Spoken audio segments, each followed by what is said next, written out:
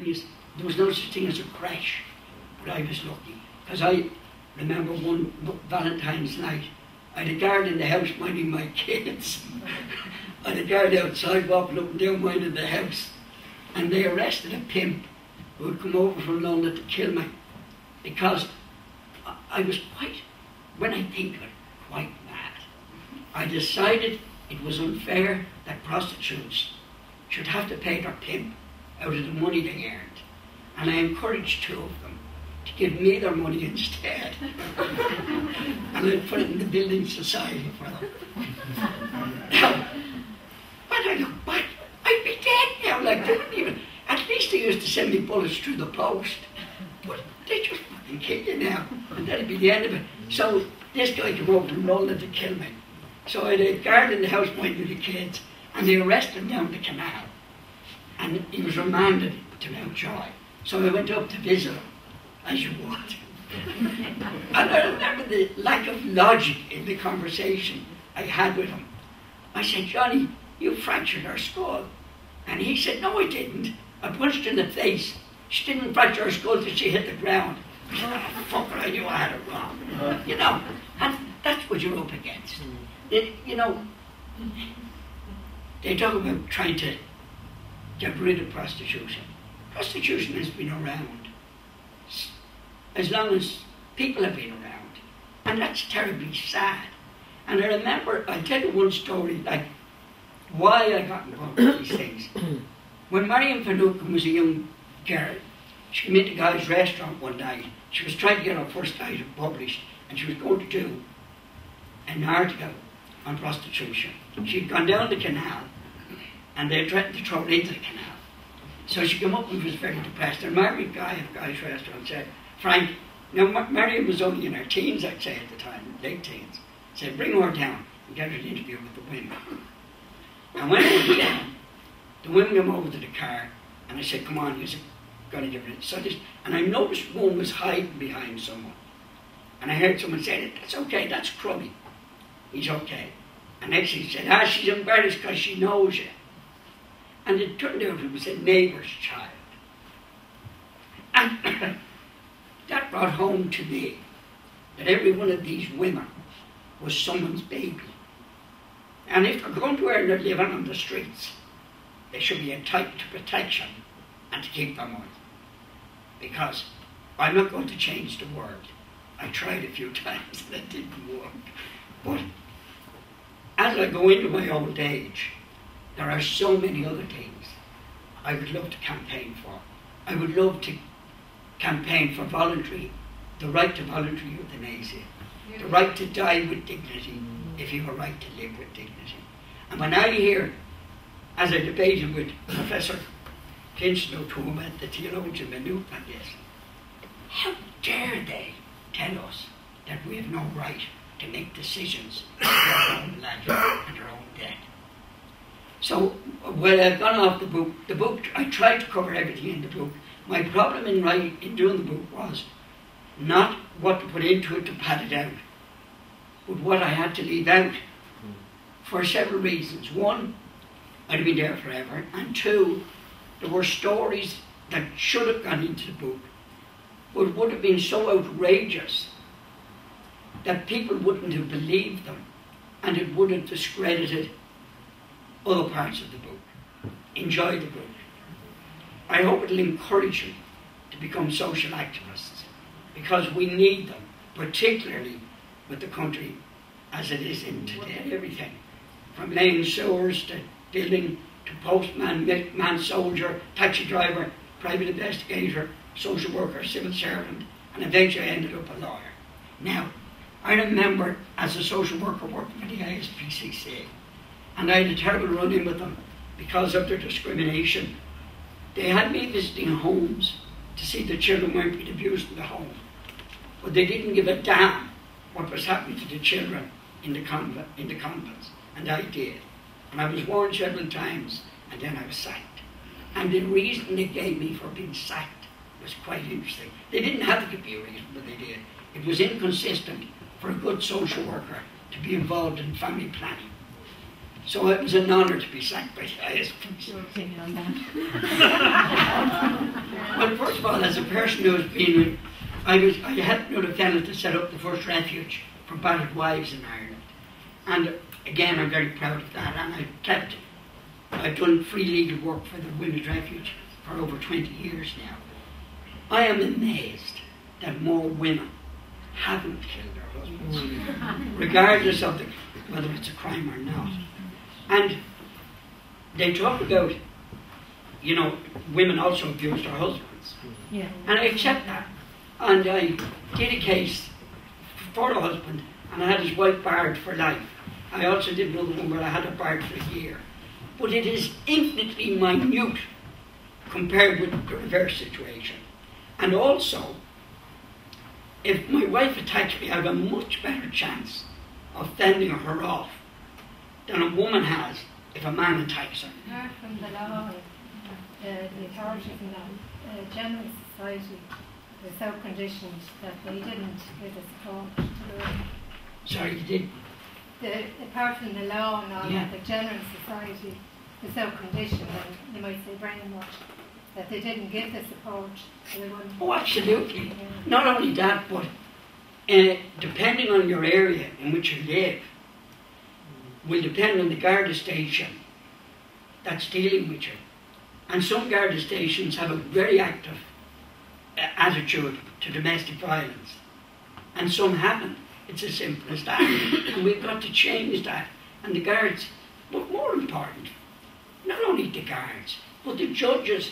You see, when the judge is appointed a district judge tomorrow, he might never have done one family law case in his life. And he might be sent down to Dolphin House and you're doing family law. As a result, you got crazy situations.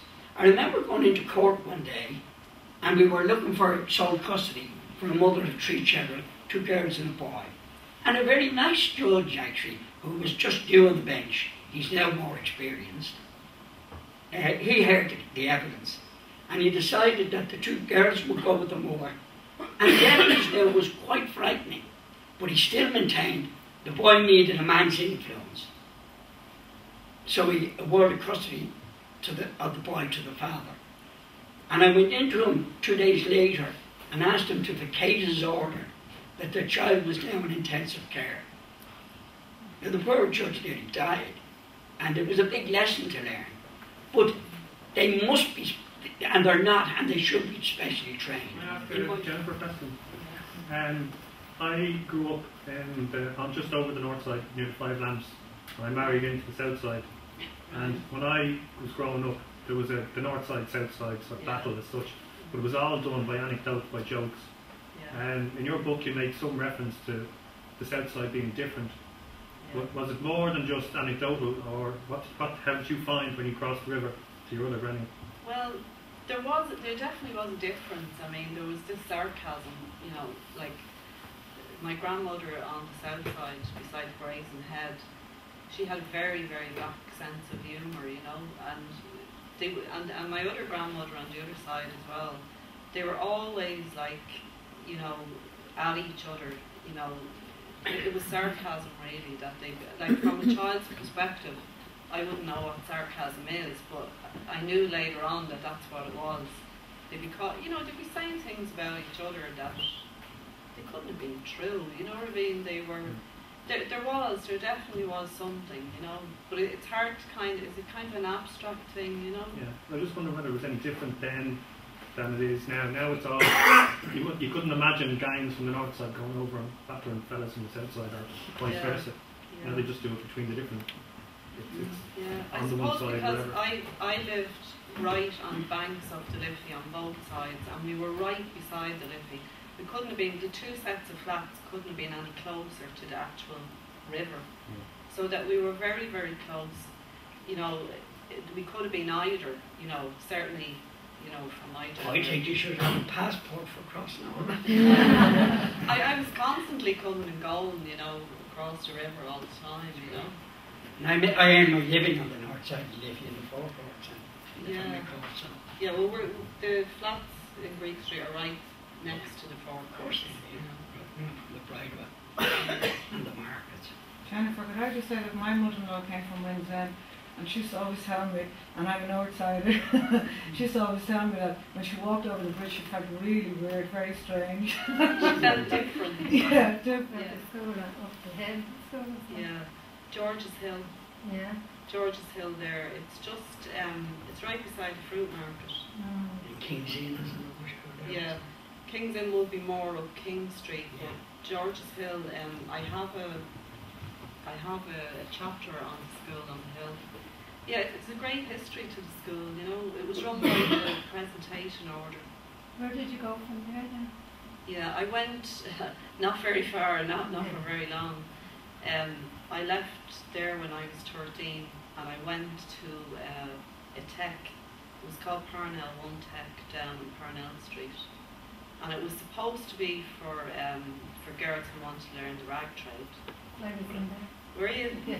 Really? Yeah. And I mean, I'd no more interest in learning the rag trade. It was just, the school age was 14, so you weren't supposed to leave. And I was already after being up in court. I was in the children's court when I was 13. And I was, you know, I was terrified. Like, it was my first time in the children's court, but I used to have this fear hanging over me that we'd be sent away to Dangan or Letterfrack or Artaining, you know. And well, I suppose because it was a first offence, I probably got off for a warning, you know. But it wasn't actually, my mother used to actually keep me out. It wasn't really Mitchell as such, you know. But I was happy enough, you know. I wasn't a great one for school, so that was where I was hiding in the wardrobe some days, you know. But it caught up on me with the school inspector, and that's how I ended up there. Do you think anything much has changed really since those days gone by? That it seems now even only working class people get sent to prison. Well, we all know what that's like at the present moment. Yes. Had the right people been going to prison, they'd be packed. Yeah. But yeah, women have certainly, and don't forget that it's very important to remember this, that any social change brought about will always be brought about, for women for instance, will always be brought about by the middle class. And that goes right back to the suffragettes, when it was the middle class and the poshies that had the time and the energy, but the honesty and the goodness to see it was wrong. And in many ways, I was the odd man out in that. And I'll give you an example. When I was involved in the feminist movement and in opening the refuges and that, Nuala Fennell, fantastic lady, it was her idea, and she was in the feminist movement. But the two of us stood out like sore thumbs for one reason. Nuala would always say in conversation, I must tell Brian about that when I go home, meaning her husband whom she loved dearly. And I would be saying, I must tell Evelyn about that. And the other pair of fucking idiots, because we were the only ones with partners at that time, you know. And Nuala Fennell, remember, came from Fox Rock.